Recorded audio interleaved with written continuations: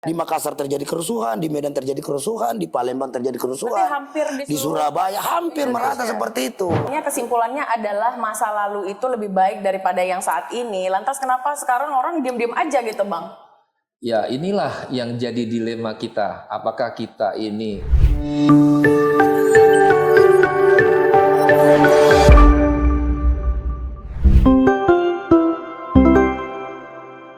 Halo teman-teman, ketemu lagi bersama kami semua. Saya hari ini sebagai host, saya sendiri Tengku Zanzabella. Kita kembali di Bukan Rahasia. Nah, hari ini kita punya pembahasan yang memang sedikit mendebarkan gitu ya. Ini dua bintang tamu kita juga narasumber. Ini adalah senior saya. Halo Bang. siang? Sore. Sore Bang, ini siapa Bang? Perkenalkan diri dulu Bang. Ya, saya Tonggo Freddy dari Karam Demokrasi Indonesia. Abang yang satu lagi ini. Oke, selamat sore. Perkenalkan nama saya Daeng Wahidin, Presiden PPMI, Persaudaraan Pekerja Muslim Indonesia. Oke, jadi Bang gini, hari ini kita mau ngebahas persoalan di tahun yang sangat huru-hara ya. Apalagi sekarang itu lagi digoreng-goreng memang tentang 98. Ya. Nah, di sini kan saya ini sebagai milenial ya. Jadi pada saat itu tahun 98 itu pada saat kerusuhan katanya ya Bang ya. Saya ini masih berusia kurang lebih 9 tahun gitu. Jadi saya mau tahu nih sama abang-abang senior yang mungkin memang abang itu terlibat aksi tersebut atau bagaimana ya Bang ya. Bagaimana sih Bang? Kita mau refleksi sejenak ini Bang. Di tahun 98 apa yang terjadi kira-kira? Mungkin bisa Bang Tonggo dulu. Ya, jadi kalau kita mengingat 98 banyak memori yang kita pada saat itu melihat dampak dari 98, yaitu turunnya Soeharto pada saat itu, yang dimana banyak sekali aksi-aksi yang dilakukan oleh teman-teman mahasiswa, teman buruh, teman tani, semua lapisan masyarakat lah yang pada saat itu turun ke jalan yang bersama-sama untuk memberikan masukan kepada pemerintah bahwa pada saat itu tidak baik-baik saja. Nah, apa yang terjadi 98? Ada kerusuhan, ada turunnya Soeharto. Jadi awalnya kerusuhan dulu, penembakan mahasiswa, terus keributan di mana-mana, baik di Jakarta, di Medan, di hampir seluruh provinsi juga terjadi pergerakan. Iya.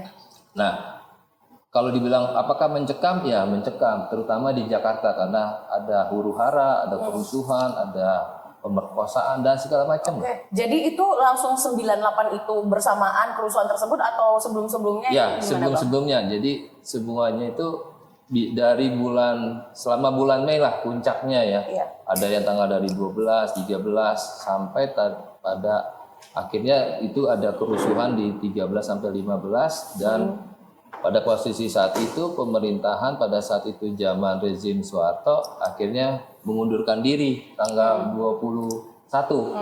Nah, itu adalah suatu yang memang menjadi kemenangan rakyat, bukan kemenangan mahasiswa aja, tapi kemenangan rakyat. Dengan pada saat itu juga dikepung nih DPR, MPR pada saat itu didudukin sampai berhari-hari. Memang terus terang kita juga mengingat kalau terjadi 98 itu ada banyak korban. Selain meninggalnya masyarakat, mahasiswa, dan banyak lagi yang sampai sekarang tidak tahu di mana. Dan yang pada saat itu yang diperjuangkan itu sebenarnya apa sih Bang? Ya, kalau dilihat dari 5 tuntutan pada saat itu sebenarnya bahwa pertama adalah mengenai supremasi hukum. Mengenai demokrasi.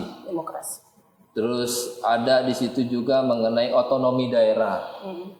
Terus di situ juga ada KKN. Dan ada satu lagi Dui fungsi ABRI. Saat itu juga dilarang. Ada 5 tuntutan yang pada saat itu yang mengerucut ya. Jadi dari 5 tuntutan itu saya lihat sekarang mungkin otonomi daerah dan dui fungsi ABRI yang mungkin sudah tidak ada di sini. Oke. Sudah ada tidak di tahun ini ya, Iya. di perkembangan pada saat ini. Yang lain masih ada. Masih seperti KKN gitu ya. KKN masih ada, kita lihat. Nanti kita lihat ya gimana apa yang terjadi di tahun-tahun ini Iya, ya, iya. yang terjadi. Ini kalau dari Daeng gimana nih? Pada saat kejadian 98 itu apakah Daeng sendiri terlibat atau bagaimana? Ya, terima kasih ya. Jadi peristiwa 98 ini tidak ujuk-ujuk meletus kerusuhan, tapi ada sebuah proses awalan dari ketidakpuasan rakyat terhadap pemerintah Orde Baru saat itu yang dipimpin oleh Pak Soeharto yang dibacking oleh TNI Polri, di mana apalagi ini seperti kita ketahui Orde Baru lahir kan setelah melengsarkan Orde Lama. Iya. Terciptanya Orde Baru itu karena setelah melengsarkannya Presiden Soekarno. Lantas kemudian tercipta Orde Baru. Nah, di awal 90-an itu rakyat udah mulai resah dan gelisah. Resah dan gelisahnya kenapa? Karena ya persoalan-persoalan korupsi sudah mulai merebak. Terus otoriter aparat keamanan juga makin meningkat. Represi terhadap kebebasan menyampaikan pendapat di kampus. Terus diintimidasi, dikejar-kejar, diskusi dilarang, bedah buku putih dilarang, ya kan? Mana-mana itu terjadi begitu masif. Belum lagi juga apalagi ini kebebasan berserikat. Waktu itu serikat pekerja hanya SPSI, Serikat Pekerja Seluruh Indonesia saja. Nggak boleh bentuk serikat lain seperti saat ini kan. Nah, itu ketidakpuasan itu berakumulasi perlahan-lahan, mulai ada perlawanan-perlawanan rakyat. Walaupun saat itu memang 90, 91, 92, 93 itu masih terus terjadi represi ya. Dan gejala makin meluasnya ini di mana terjadi apalagi ini puncak eskalasinya itu justru malah setelah pemilu, di mana Golkar saat itu menang telak pemilu itu 75% memilih Golkar waktu itu, dan Soeharto dipilih lagi di bulan Maret tahun 98 itu. Nah, ya seperti yang terjadi kan. Iya. Jadi kelihatan kayak sungai yang tenang, tapi di bawah itu udah harusnya kenceng, banyak buaya, ya kan, banyak binatang buas lah. Seperti itu yang terjadi di tengah-tengah masyarakat akhirnya. Dan sebelumnya itu kita ingatkan juga bahwa terjadi peristiwa kuda tuli loh di 96 itu di depan PDIP, banyak juga tuh yang mati. Berarti 96 baru puncaknya 96. itu Iya, 98. 96 mulai panas terus tuh. Bola itu memanas terus kan. Dan di Makassar juga, waktu saya di Makassar ya, posisi saya di Makassar. Kebetulan saya alumni dari Universitas Hasanuddin. Itu dengan kawan-kawan kita tutup bandara juga, Bandara Hasanuddin. Harus berhadapan dengan apalagi ini marinir, brimob dan segala macam ya, banyak juga teman-teman kita hari ini. Nah, akhirnya setelah apalagi itu memuncak 98, MPR diduduki oleh mahasiswa dan itu terjadi hampir masif di seluruh ibu kota provinsi dan daerah. Kampus-kampus besar bergerak, nggak seperti hari ini kan. Oh, berarti ini emang benar-benar mencekam Mencekam, ya? dan itu kerusuhan terjadi bukan cuma di Glodok terjadi kerusuhan, di Makassar terjadi kerusuhan, di Medan terjadi kerusuhan, di Palembang terjadi kerusuhan, hampir di Surabaya hampir merata seperti itu. Oke. Dan ini memang ada sudah ketidakpuasan terhadap Orde Baru. Apakah itu juga misalnya ada agen-agen CIA yang masuk ke dalam atau apapun ya. Tapi intinya ada ketidakpuasan masyarakat terhadap kondisi demokrasi kita saat itu. Oke.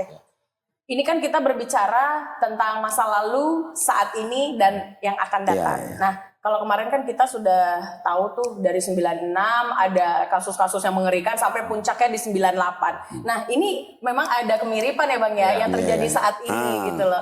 Kayak seperti KKN atau yang Abang bilang tadi nih, yang lain pada kemana, nggak ada yang turun ini, nggak kayak dulu. Tapi sebentar dulu Mbak, kalau masalah KKN itu zaman Soeharto itu masih mending, masih di bawah meja. Sekarang udah nggak lagi, udah di atas meja. Terus dulu ingat nggak? Edi Tamsil tahun 2000-an itu kan korupsi 1,5 triliun. Itu kan cuma sudah heboh. Sekarang korupsinya gak karu-karuan. Kemarin terbaru 271 triliun persoalan timah, 1.500 triliun masalah nikel. Belum lagi 3.000 triliun masalah tambang-tambang ilegal. Ini udah ribuan triliun, ini mahasiswanya masih pada diem baik. Berarti yang salah apa nih Bang? Pemerintahannya atau mahasiswanya? Atau rakyat sekarang itu terlalu diem, takut atau gimana ya? Apa zaman kembali seperti kemarin ini? Iya, Orang-orang pada takut atau di belakang layar mungkin ada intimidasi. Gimana menurut Abang? Bang Ya, Gogol? kalau kita lihat kondisi sekarang ya yang terjadi, Iya. kita berharap memang tidak akan terulang ya 98. Tapi ini merefleksikan apa yang terjadi 98, mungkin ada mirip-miripnya. Tapi pergerakannya kenapa diam gitu ya? Nah, mungkin apatis dari teman-teman atau kalangan dari mahasiswa yang melihat bahwa ini mungkin ini hanya politik saja segala macam. Tapi memang mereka juga mungkin tidak tahu pergerakan pada 98 pada saat itu. Iya. Nah, artinya memang kita mengedukasi mahasiswa bahwa situasi saat ini pergerakan itu memang harus muncul dari mahasiswa. Selain kita masyarakat, aktivis maupun semualah masyarakat yang ada merasakan kegelisahan kondisi sekarang, apalagi naiknya harga BBM, naiknya sembako, terus naiknya tol segala macam. Pajak juga sudah dinaikin, terus juga tingkat pengangguran terbukanya juga tinggi. Kalau kita bicara 2023, tingkat pengangguran terbuka tertinggi itu di 13%. Jadi kalau dari 100 orang yang pemuda, 13 orang itu tidak mendapatkan kerja. Karena tidak ada tawaran kerja. Sehingga kalau sekarang, kalau saya lihat di data statistik 2024 sudah turun sampai 5%. Tapi itu masih banyak. Berarti ada pemuda di usia produktif di umur sampai 19 sampai 27 itu tidak kerja, nggak tahu ngapain mereka. Entah mereka main-main game, entah mereka tidak punya akses ke pelatihan atau sekolah.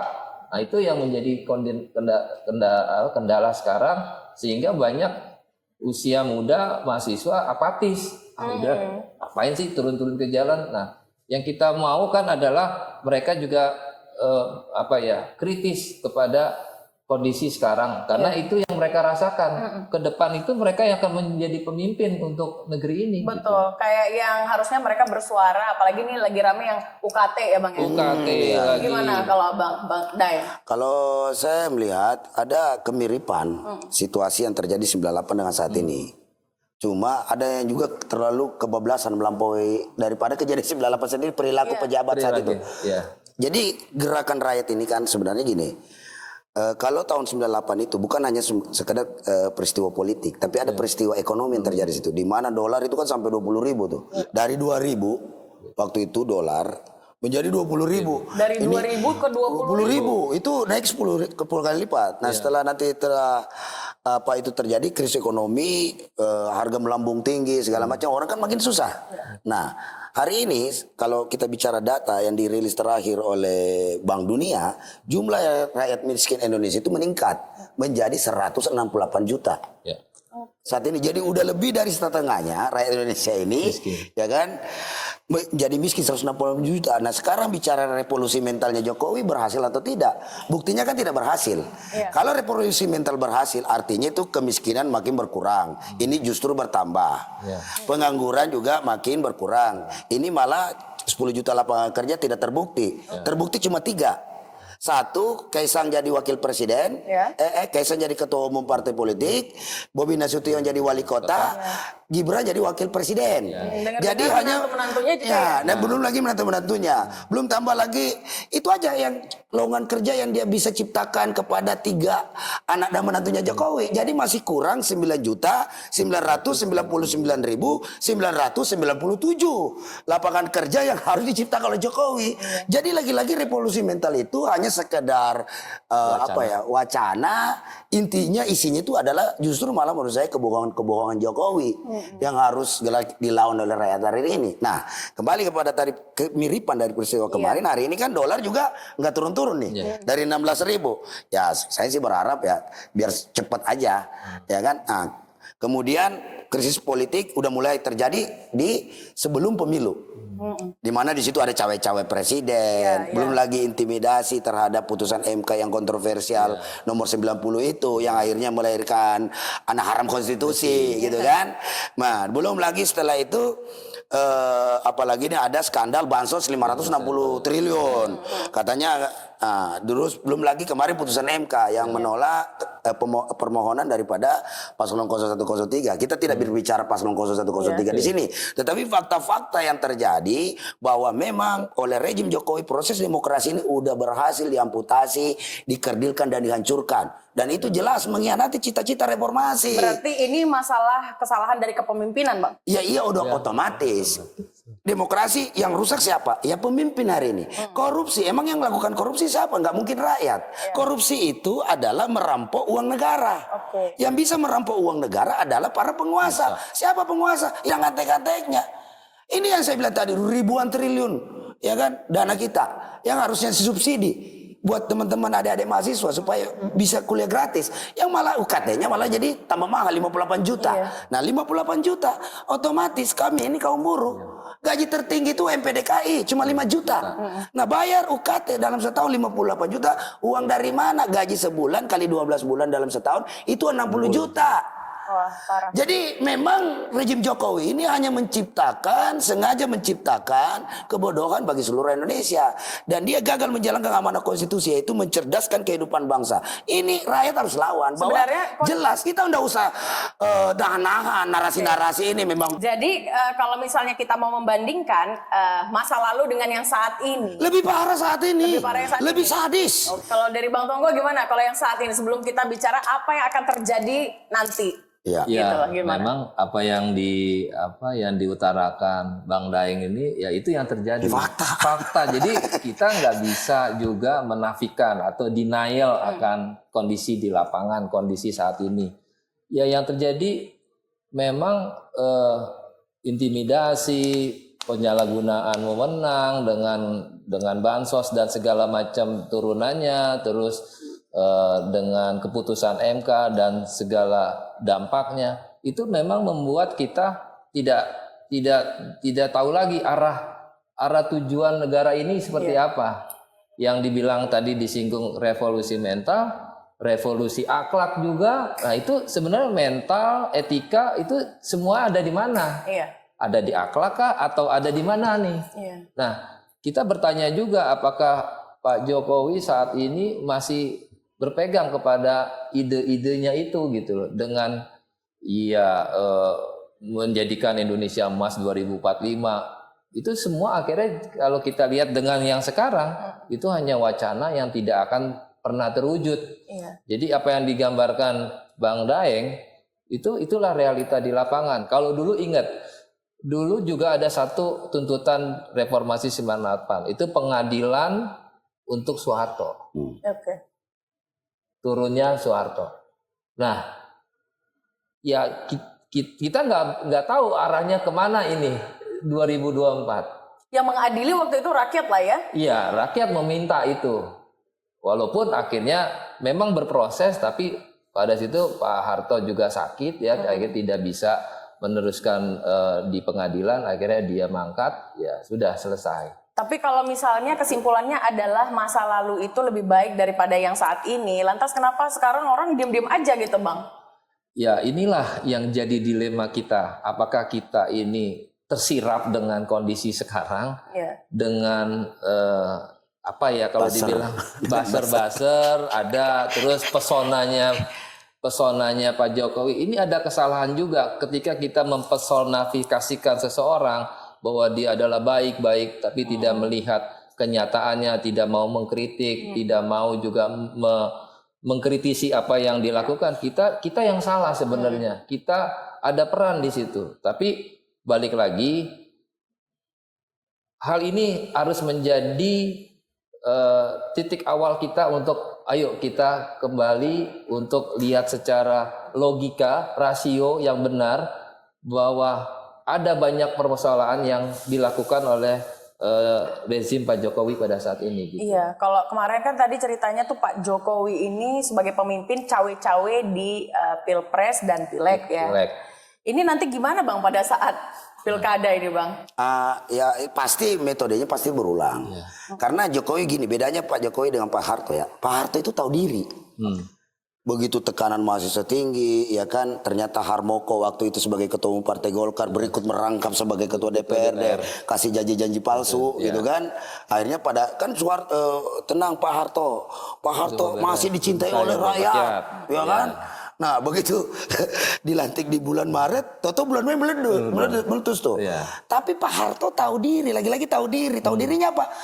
Panggil semua tokoh-tokoh, waktu itu masih ada Gus Dur, Cak Nun apa termasuk, ya kan.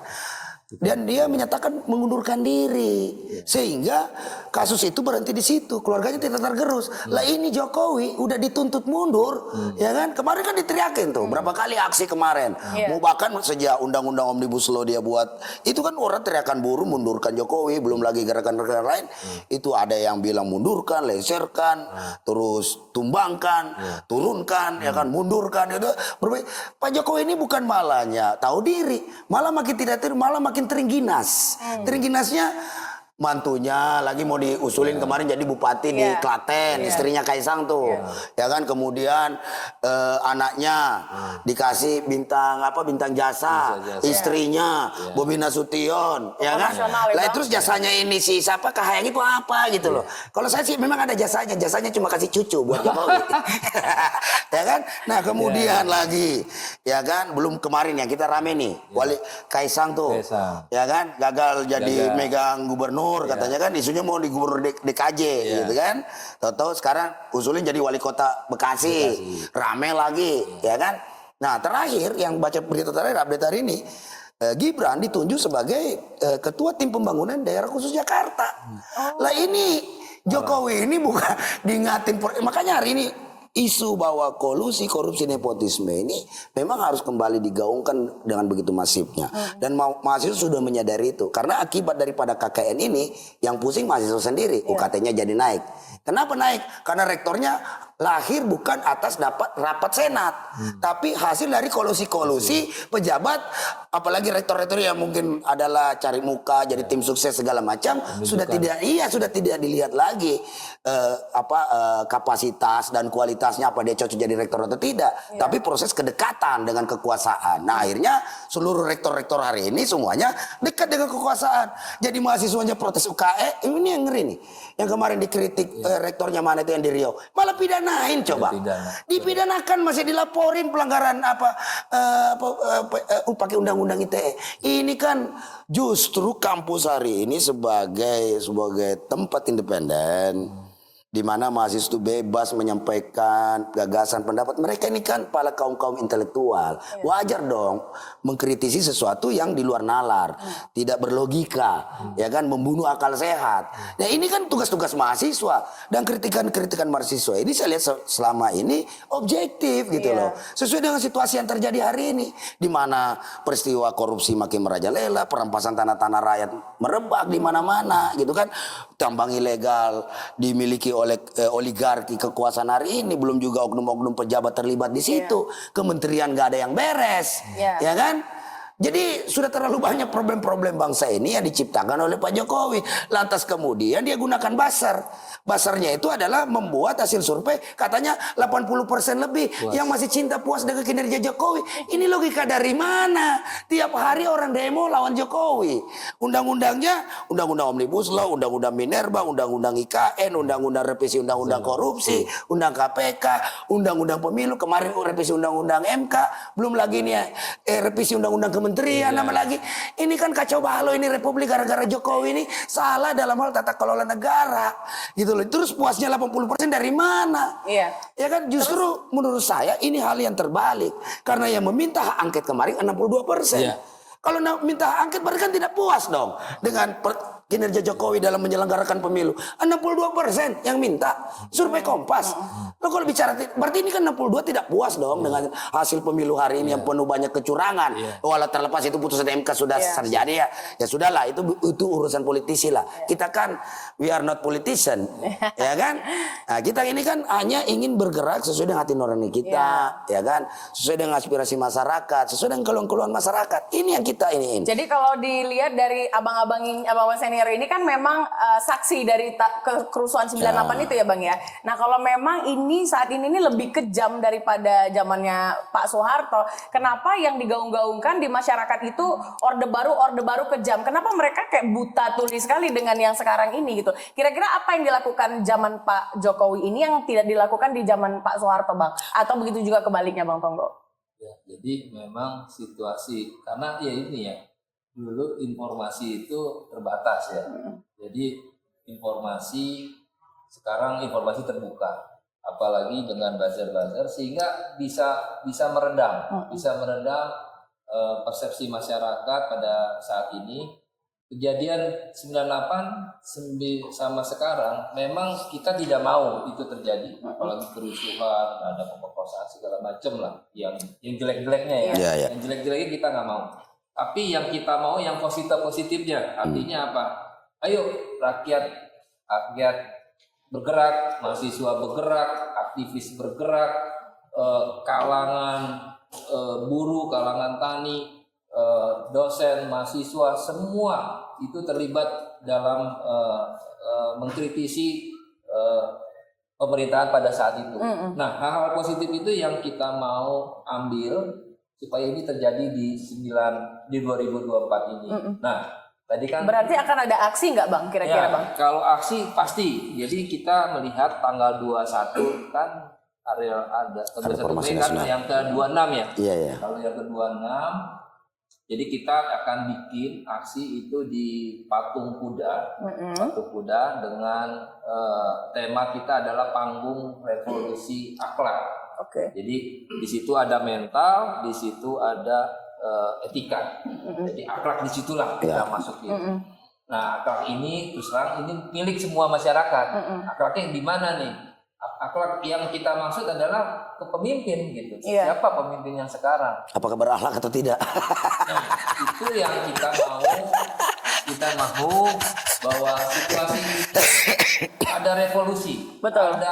Ada satu kebangkitan yang dahsyat, bukan hanya pelan tapi yang dahsyat, perubahan yang dahsyat sehingga kita berharap teman-teman mahasiswa, masyarakat, aktivis segala macam untuk datang tanggal 21 jam 2 sore itu dimana, Bang?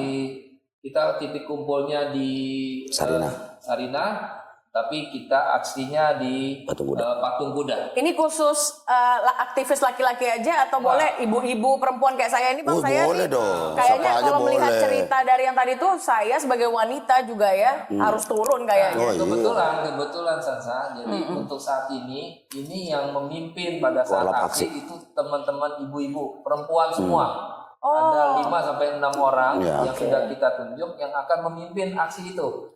Nah, yang dirasakan sekarang ibu-ibu terdampak ya Bang? Terdampak banget dengan naiknya balik lagi sembako, UKT ini lagi, terus tol segala macam. Pokok lebih banyak yang dirasakan ibu-ibu. Makanya kita berharap ibu-ibu yang menjadi tampil garda terdepan untuk acara ulang tahun ini supaya menggugah juga. Biasa kalau ibu-ibu di belakangnya ada bapak-bapak, ada anak, segala macam lah. Kita harapannya seperti itu. Jadi diharapkannya wanita garda terdepannya ya Bang ya. Iya. Gimana Bang untuk aksi nanti Bang? Saya sedikit menarik pertanyaanmu tadi. Apa perbedaan dengan Soeharto dengan tadi kan ya, Jokowi? Orde baru dengan Jokowi. Ada hal yang berbeda. Mungkin sama-sama otoriter ya. Kalau kita harus simpulkan bahwa Jokowi otoriter lah, gitu kan. Gayanya beda. Nah, Soeharto ini mau mendengarkan. Soeharto ini sekali lagi saya garis bawahi mau mendengarkan. Karena dia mau mendengarkan, akhirnya dia mengundurkan diri. Enggak tanggung-tanggung yang ingatin dia tokoh agama, kiai, habaib, aktivis, guru besar, apalagi akademisi. Ada istilah kemarin amicus curiae segala kan, amicus sahabat pengadilan segala, kagak ada yang didengerin. Itu yang Abang bilang tadi kemudian tidak tahu diri ya. Tidak tahu diri, justru dia menampilkan gaya yang berbeda, malah lebih cenderung menantang arus. Nah, saya optimis. Rakyat Indonesia memang kelihatan seperti hari ini belum terlihat apa-apa ya. Tapi kan reaksi itu udah ada di mana-mana. Ketidakpuasan udah ada di mana-mana. Nah, artinya hari ini kebijakan-kebijakan Jokowi yang terlalu represif, terlalu menekan. Kalau kita ibarat kata menekan sebuah teori pegas makin ditekan makin ke bawah, itu nanti pantulannya begitu dilepas itu akan lebih dahsyat. Dan itu yang mengerikan. Ini yang saya khawatirkan karena ya Republik Indonesia itu orangnya begitu. Ya kan manut senyum-senyum tahu kamu. Terus ada gambaran nggak Bang kira-kira seberapa mengerikan nanti? Dan saya yakin orang yang ngamuk ini kan begini, kalau zaman Soeharto itu kan ya karena untuk menghindari terjadinya pertumpahan darah maka dia mengundurkan diri. Gus Dur pun demikian. Untuk menghindari pertumpahan darah dia mundur. Ini kagak, ini Jokowi nih. Emang sengaja makin apalagi yang saya bilang tadi, dia membuat sebuah tindakan kebijakan yang cenderung menantang arus. Dan ini berbahaya. Begitu ini nanti saya yakin ini kayak tsunami. Kalau udah tsunami udah susah direm. Kan memang dari tsunami itu lahir kan dari buih-buih di lautan. Baik Bang, kalau gitu terima kasih udah hadir di sini, sudah menjelaskan buat kita semua. Jangan lupa buat pemirsa semuanya tonton terus Bukan Rahasia, dan kita akan memperingati Hari Reformasi di tanggal 21 Mei 2024. Saya Tengku Zanzabella dan Tonggo Freddy serta Daeng Wahidin. sampai ketemu lagi, bye-bye.